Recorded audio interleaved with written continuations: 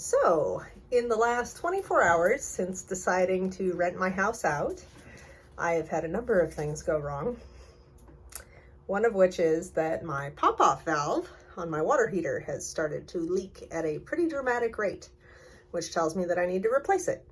Now, ultimately, I'll probably have to replace the whole water heater there, but that is a project for another day.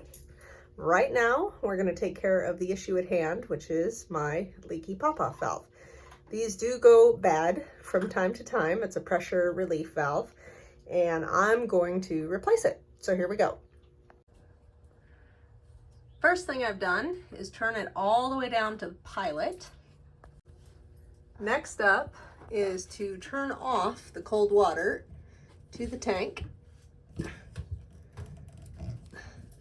Come on. Oh, there we go. It's been a while since that's turned. Okay, it's off. Now, you can see I've hooked up a garden hose to the outside. Now, you always want to check, because I was going to use this shorter hose.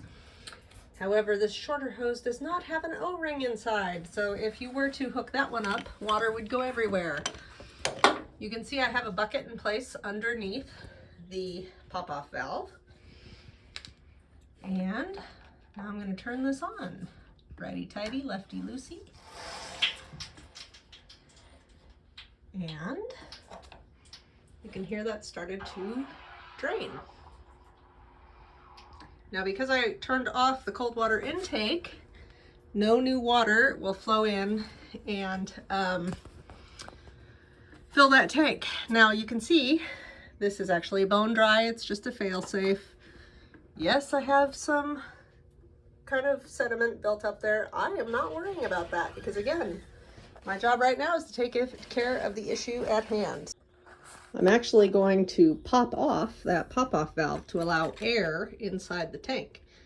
Now, I have this plumbed into a bucket, as I mentioned, and when I relieve this valve, it's going to let air into the tank. I'm going to hold it there. I can hear air going in there.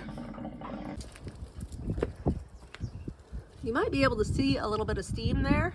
You want to make sure this is going to drain somewhere that it's not going to hurt anything. You're not going to want to water your plants with it much as you would like to do that, because the hot water will in fact kill your plants, which, if you're like me, is potentially not much of a change from the status quo. Don't do what was done here, which is to have all these fittings glued, because if they were not glued, I would be able to unscrew this. I can't unscrew it, so I have to cut it and put a coupler in when I put it back.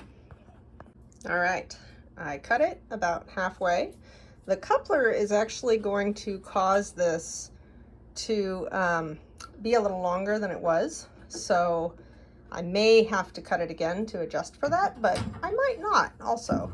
You always want to plumb the pop-off valve into pipe of some sort so that in the event that it pops off, it doesn't spray in all directions and scalds you. So that is why that is that way. It's pretty standard to do it that way. It's just unfortunate that I have this situation with all these bends in it, because that is a little bit problematic when it comes to unscrewing, which is why I had to cut it. But here we are, we're all in good shape, and I am going to unscrew that and put the new one in. All right, righty-tighty, lefty-loosey. Boy, that was really on there. So you can see that that's pretty clogged up with sediment right there. Never mind my owie. But what I want to say about this is you want to make sure that you get the correct pop-off valve replacement, which is what I'm now going to put in. In the meantime, I can see that there's a little bit of sediment on those threads. So I'm going to take my finger carefully and kind of pull it out toward me, so I can avoid putting any more junk inside the tank.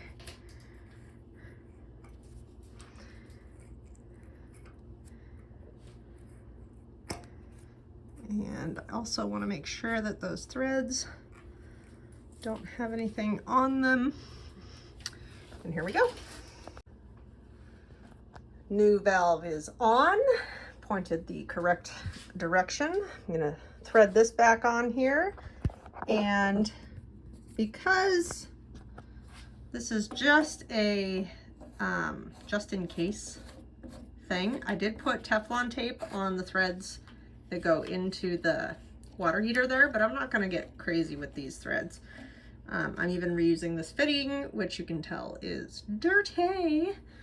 And now I'm gonna take my pipe with my coupler. This is just dry fit, so next time I won't have to cut it. I can just take it off, and I'm going to put it on, just like that. There we go. And now I'm going to close my valve down here so that that doesn't let all my nice hot water out. Once I turn it back on, I'm gonna open my cold water intake. That is hard. Okay, and now we're gonna go in the house and turn on a hot water faucet. I'm also going to turn my water back up. Hear that kick on? Because I only turned it down to pilot, so I didn't have to relight it.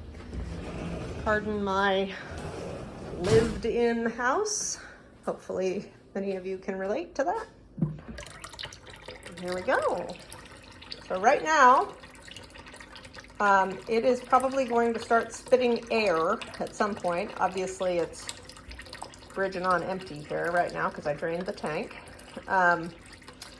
But you can tell that's starting to get a little bit stronger, and there'll be water and air starting to spit out there as that line gets flushed. There we go. I'm gonna let that run until it sorts itself out. Make sure my new pop-off valve is operating correctly and not leaking, and we should be good. And voila, dry as a bone. Pop-off valve has been changed.